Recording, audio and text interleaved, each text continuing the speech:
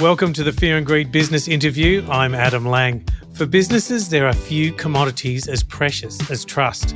This goes beyond the business community and brands. It's the same for government, charities, and any institution with a relationship with the public. That's why Edelman's Trust Barometer is so interesting. For the last 24 years, Edelman has been surveying thousands of people worldwide, assessing global attitudes and perceptions towards institutions. The latest Trust Barometer is released today, and the findings are pretty confronting for Australian business leaders. Tom Robinson is the Chief Executive Officer of Edelman Australia. Tom, welcome to Fear and Greed. Thank you very much, Adam. Great to be here. Tom, I know that you're very familiar with this currency of trust, but why does it matter so much?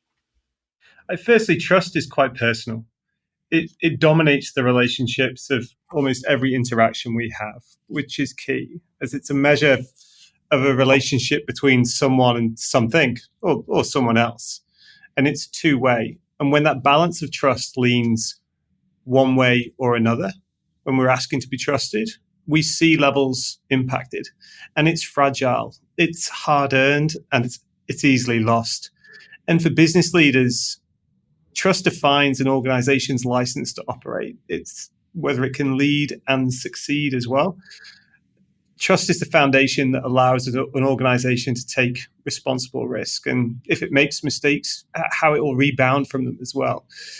And so for any business, lasting trust is the strongest insurance against competitive disruption. It's almost the antidote to consumer indifference, if you will, and the best path for continued growth. So without that, really credibility gets lost and reputation can be threatened.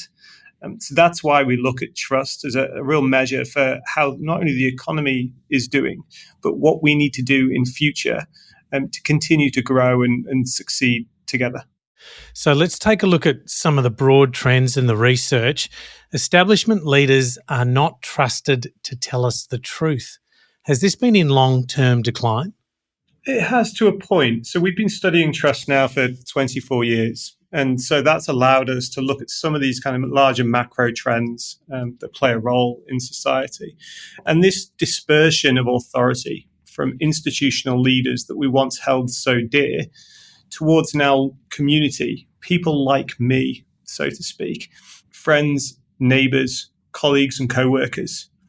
That level of trust has shifted over time. And there's been a few incidences and things that happen during that period that will help facilitate that in some way. But that has been a growing trend, as you note there, particularly amongst government or from government and political leaders. So, Tom, why do you think that's happening? What's driving it? So we've seen during that same period a number of things happen within the global economy and within Australia. We had the GFC in 2009, 2010, and that really shook the levels of trust that people held in business leaders. We also then more recently saw the impact of COVID play a role in who and how we trusted. COVID actually allowed business, it allowed government to really stand up, to regain levels of trust in the public consciousness. And ultimately, what we do see within that period is when economic prosperity and when future economic positivity held dearly, our levels of trust remain quite high. And so there was a level of trust placed in government, placed in business during our response to COVID. We felt that everyone would succeed together, and we had the nation's best interests at heart. Now, since then, what we have seen, we had that huge, simple economic boost off the back of COVID. And over the last couple of years, we've seen that period of decline and contraction within the market. And in line with that, we've seen level of trust shaken. And ultimately, it comes down to economic prosperity. And when we can be positive about our future and the future of our colleagues, co-workers, family, we are more trusting in the leaders that we've instilled to guide us through that period as well. Oh, wow, that's really interesting. So economic prosperity can impact trust. Absolutely. It's a really close measure and a close link there, as we identified last year as well. And in the last couple of years, some interesting things have been at play. I've spoken about the effects of COVID and what we saw there. And really in last year's data, what we found was a level of polarization and division in society. And we defined polarization by how significant people thought divisions were in society, but also how easily they could be overcome. And when both of those measures were quite low, we found a nation that was really on the cusp of polarization, deep divisions amongst the haves and the have-nots, depending on whether you sat on the political left or the political right. People were willing to be more trusting or not. And so when those kind of divisions are created, we also see the total level of trust within society diminish. Stay with me, Tom. We'll be back in a minute.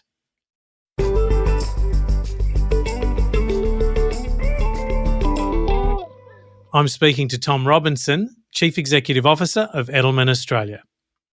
So, Tom, this report focuses on innovation in particular. Does a lack of trust in authority make us more wary of innovation like artificial intelligence? Do we not trust our leaders to effectively regulate new technology? So that's the interesting lens in which we're operating right now. And last year was quite significant. OpenAI unleashed this new technology to the masses in November of 2022. And really mass adoption continued to grow last year. So when technologies and innovations hit the market so quickly, we do see a challenge there. And this is the real paradox in society right now. On the one hand, we believe these innovations like AI could unleash a new era of economic prosperity. And yet, on the other, they also risk deepening those divisions in society. And I talk about that in the lens of Australia, as AI is one of the least trusted and most rejected innovations that we found in the study this year. Now, we looked at 4 types of innovation. Artificial intelligence was one of those, as was green energy, as was gene-based medicine, and GMO foods as well. And across the 4, green energy was the most likely to be embraced, and AI and GMO foods were the 2 least likely to be embraced, or as I say, rejected by the public. One of the key findings in this year's report was whether or not we believe establishment leaders can be trusted to tell the truth. And nearly 2/3 of the country felt that government leaders and business leaders were purposely misleading them in some way. Now, that's quite staggering when you think about it. And we don't trust them to tell the truth, by and large. And within artificial intelligence, what we're seeing is a tension, not only between what it means in society, but also how it's regulated. And by and large, we just don't trust government at this point to regulate it. And the reason for that, we found, was that we don't have faith that government leaders understand the technologies well enough to be able to regulate them effectively enough. So we've lost faith in our political leaders, in their understanding of the technology. And we don't trust business leaders to have the public interest at heart either. And so for business leaders themselves, there's a question mark around how we communicate or how effectively we communicate. Should we not be hearing more from the scientists and the technical experts carrying out the research before we then hear from business leaders about what impact the research and the innovation may hold for our economy and our society? So, Tom, there's a number of points there, and just to explore them a bit more, it seems like, say, for example, in AI, there's macro impacts, how it affects society as a whole, in which we're reasonably open to that. There's then individual impacts, which how does this affect me, which we're quite wary about. And when it comes to hearing about it, we don't necessarily want to hear from business leaders. We want to hear from experts. Is that the basic summary? That's absolutely right. And therefore, we need to think about the voices, not just the voices we're listening to, but the voices we're also putting forward to speak confidently and competently about how these changes might affect us. So for business leaders, government leaders, can you boil this down to some tips for us to bring this information into our world and how we communicate with our staff, with our clients, with our partners and suppliers? How do we summarize all of that to have the best impact possible on behalf of our brands? So there's some really, key findings this year. Firstly, too often with innovation, we think about the innovation itself and what it might bring. We don't often think about the implementation of that And key to that is engagement with community, with society, and listening to people. And I think that's the question we must ask. Are we listening enough? And are we adapting and acknowledging the concerns that people hold? So implementation is certainly as important as the invention, and we need to keep that top of mind. Secondly, another macro trend that we have seen now for a number of years is the role of business and government in partnership. And again, what we find is that many people would view innovations and would hold greater confidence in business and government if they worked better together. A great example of this recently with the latest new vehicle emissions scheme, announced to the public and announced to the industry without the level of engagement that might have more often perceived that. So that's the second one, is how we partner together with government and how government needs to come to the table with business more often. Thirdly, we must lead with the science. We have to lead with facts, and we need science to help integrate with society on this. So bring the trusted experts to the front, let them have a voice. And then finally is giving control, or at least acknowledging that people should have control in decisions that are going to affect the future of their lives and their reality. And that's what we're not seeing.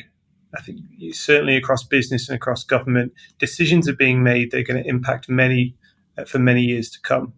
Thank you for being our trusted expert on trust today, Tom. Thank you very much, Adam. It was great to talk to you today. That was Tom Robinson, CEO of Edelman Australia. This is the Fear and Greed Business Interview. Join us every morning for the full episode of Fear and Greed, daily business news for people who make their own decisions.